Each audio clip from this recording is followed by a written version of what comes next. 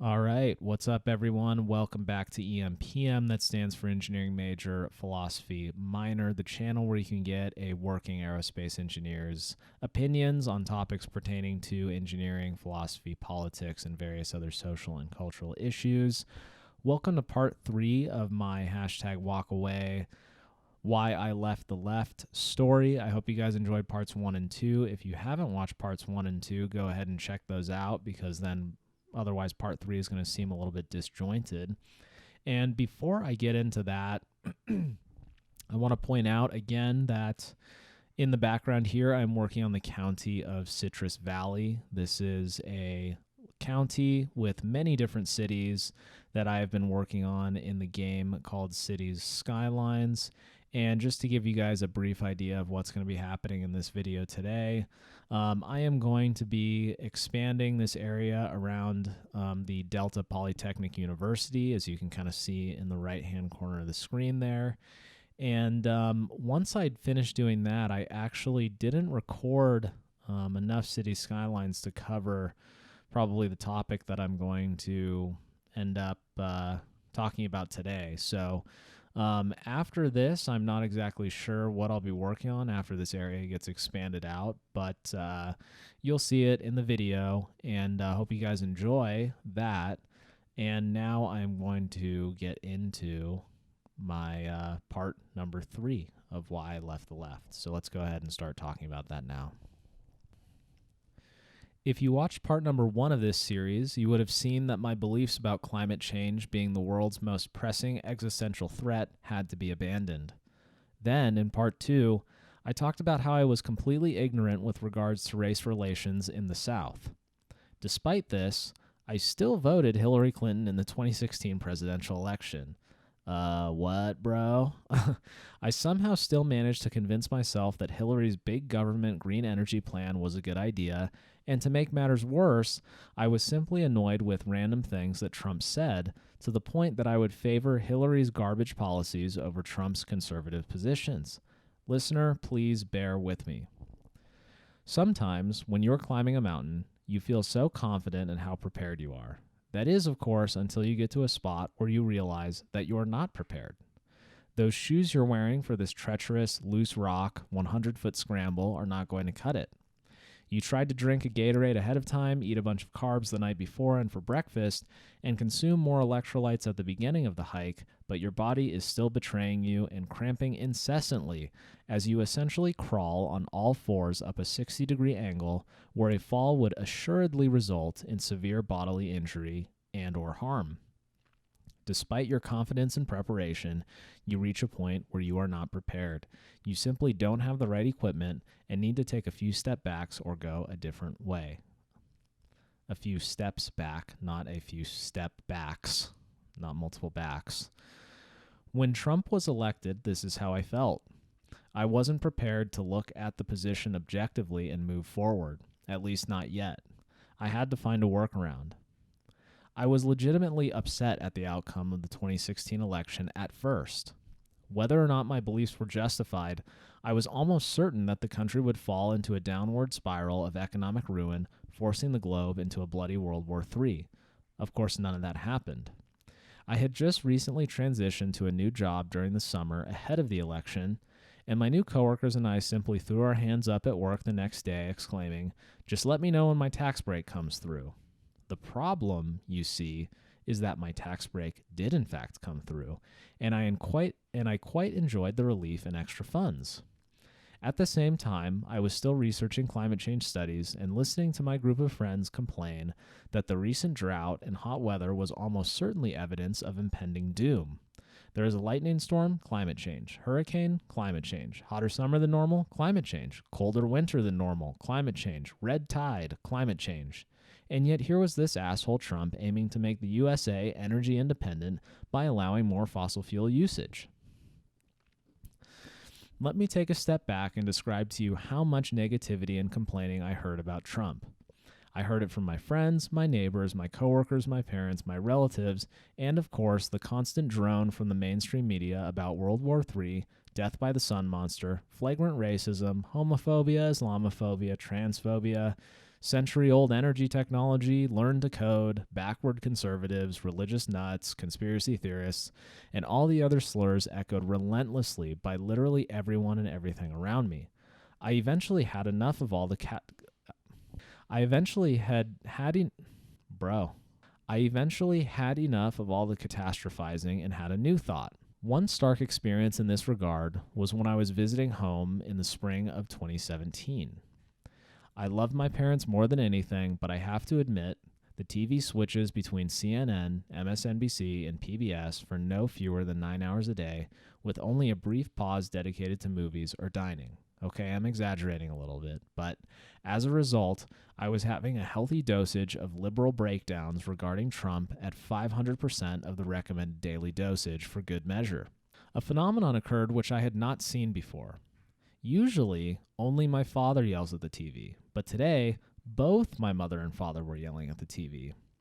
After this went on for about an hour, I turned to them and said, "You guys need to calm down. There is only so much one man can do to ruin the country, and the system is built on checks and balances." Those were, of course, my fatal last words for two reasons. First off, my parents scoffed at me, lectured me about what they had seen in their day, and then suddenly became suspicious that I was a Trump sympathizer. In part, they were right because this was the beginning of a beautiful rebirth into conservative thought. The second reason is that we now have Joe Biden as president, who seems to have no problem at all threatening the livelihoods of thousands of engineers immediately after botching a major U.S. military operation and prioritizing the whim and demand of illegal immigrants over U.S. citizens. But I digress. Back to the topic of Trump. After that brief schism with my parents, I had a new question that was burning in my mind. Why did Trump get elected? If we were sitting here in California so absolutely convinced that Trump was a hybrid incarnation of Adolf Hitler, Lucifer, and crypt demons, how was it possible that he won? I knew already that half the country was not, in fact, racist, as I had been told and believed. Reference see Part 2 of this series. But did I really believe that tens of millions of people were all ignorant? I had to know, and so I decided I was going to pay attention and learn more about politics in general. This will make you chuckle. I literally started Googling the phrase, "Why did Trump get elected?" In much the same way that I approached learning more about climate change, I wanted to dig past the initial page of media headlines that Google displays above all other results. I didn't want to see anything about Russian collusion, racist voter suppression, or GOP white supremacy pervading red state culture. What I wanted to understand was at the individual voter level. Why did a certain person vote for Trump, and who was this person? At first, it was a challenge. I often found videos of people simply chanting at rallies. But I wanted more than that. I wanted the philosophy, the policy positions, and the arguments backing them. I finally came across the world-renowned psychologist, author, and philosophical visionary Jordan Peterson. Strangely, 99.9% of what Jordan Peterson talked about had literally nothing to do with Trump. He talked about masculinity, femininity, archetypal characters, archetypal narratives, religious or otherwise, and their influence on mass movements in human psychology. I soaked up Jordan Peterson's lectures and videos like a sponge. As an aside, what I love most about Peterson's way of speaking is how thoughtful and mindful he is about how he conveys an idea. Often he will pause for several seconds to ensure that he collects the right words to describe his thought. I admired this quality in addition to his intelligence, which led me to sit through hour after hour of content until one day, another person came up on my radar. I have watched so many hours of content that I do not remember anymore whether I first saw my boy, Ben Shapiro, speaking at a university on his own, or if I saw him interviewing Jordan. Regardless, I had found exactly what I was looking for and more. The first time I heard Ben talk, I was blown away to say the least. The diction, the vocabulary, the cohesive argumentation, the seemingly infinite wealth of knowledge with regards to contemporary and historical facts that is paralleled by none. In much the same way I looked at my favorite bodybuilders like Jay Cutler and Ronnie Coleman, I watched Ben and thought to myself immediately, that's who I want to be. I want to be just like that guy. Suddenly, I realized I had no counterpoints to his conservative views. But it was hard to be upset. At this point in my life, I had worked in aerospace long enough to know that having your work checked is essential to producing a high-quality product and ensuring the customer expectations of reliable hardware are met. I knew I needed to have the same amount of humility when it came to politics as I clearly knew next to nothing relative to Ben. Utilizing Ben's style of incisive argumentation and Jordan's philosophy of archetype discourse, I re-examined every single belief I ever had about politics, economics, and even gender relations. I quickly realized that I did not have many disagreements with my new role models. For example, I had taken macro and microeconomics in my sophomore year of college, in which I learned about Keynesian economics and how it differed from the free market economics of founders like John Adams and more recent economists like the great Milton Friedman.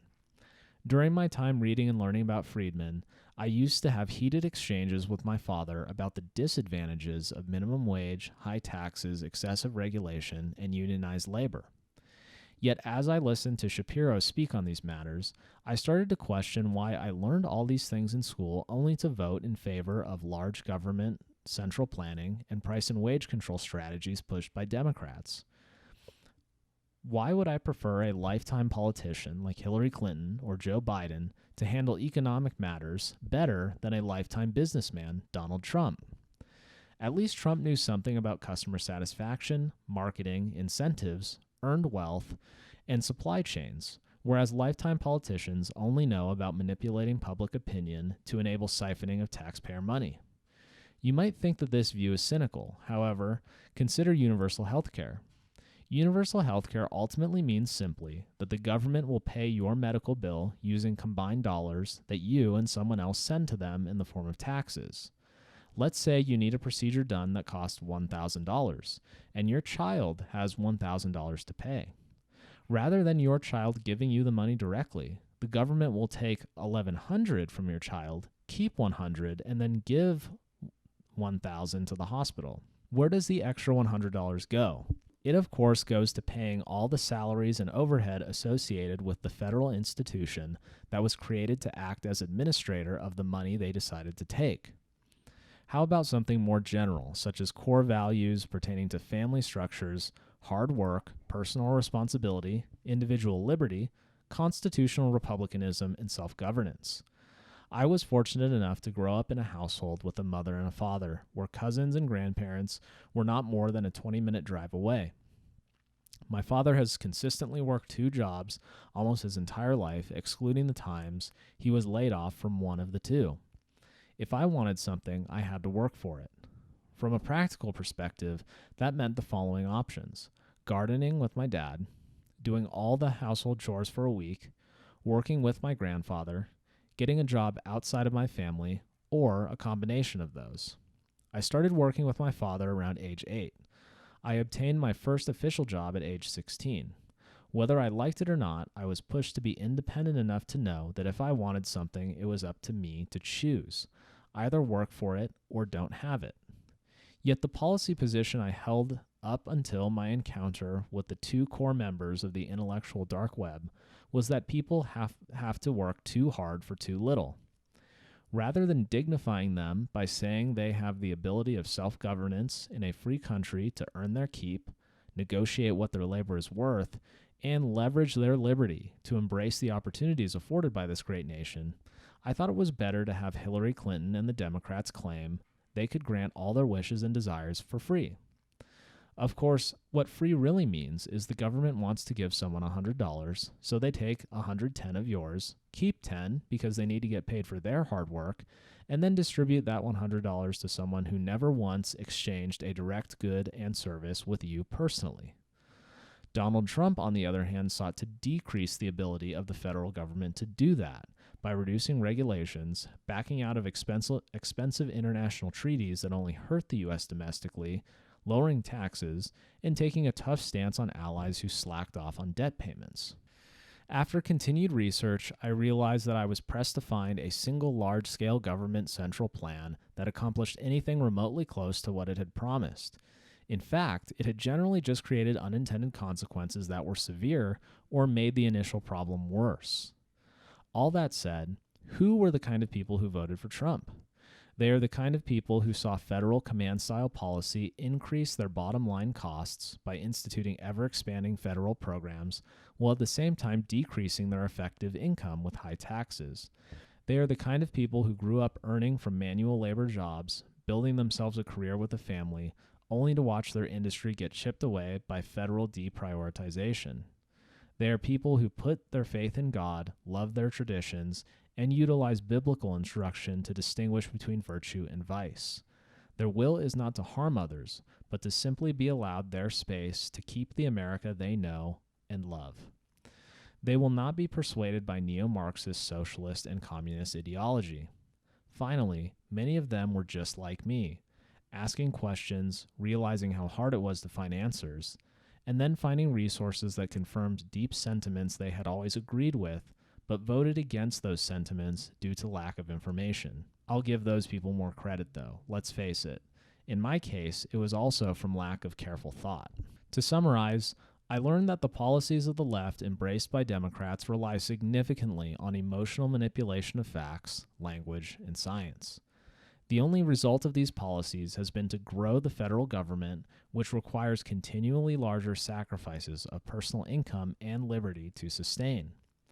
Tactics have been employed with regards to climate change, healthcare, public education, illegal immigration, homelessness, welfare programs, and most recently, public health policy that are designed only to serve wealthy political elites and the corporations they pick and choose to succeed. It should come as no surprise that the corporations the progressive establishment anoints are the institutions that have the most control over the flow of information. Once I came to these final realizations, and building off of the two previous parts to this series, I had no choice but to #walk away. All right, guys, and that is going to conclude part number 3 and the final part of my #walk away, why I left the left series. I hope you guys found that interesting. And one thing that I didn't mention throughout this, these various things that I wrote, which I probably should mention, is the whole reason that I made these is basically because I'm sure that there's some people out there. I mean, maybe there's not. Maybe I'm unique in this regard, but I'm sure there are a lot of engineers out there who sort of went through the same kind of realizations that I went through, and a lot of them may be a little bit worried to have their voice be heard, whether that be by people in their company, their coworkers, or even among their friends and family. And I hope that this gave some of those other engineers out there an opportunity to say, hey, this isn't just me who's the crazy conspiracy theorist person. There are other people out here who believe in the same things that I do. So anyway, guys, that will conclude the kind of political and cultural commentary. In the background here, I am setting up a couple factories. I think one of them is a toy factory and one of them is a printing press over here. And this is really going to help round out the Echo Peak reactor complex area over here. I think it's going to be a good addition. I recorded about 45 minutes worth of City Skylines, so we're just going to pick up in the next video where I left off with City Skylines, and we're going to be talking about a number of other topics. So stay tuned for those discussions, guys, and I hope you guys have a good Sunday evening at this point. A lot of this stuff was recorded over multiple days, but yeah, you guys will enjoy this video on Monday, and have a good night. Later.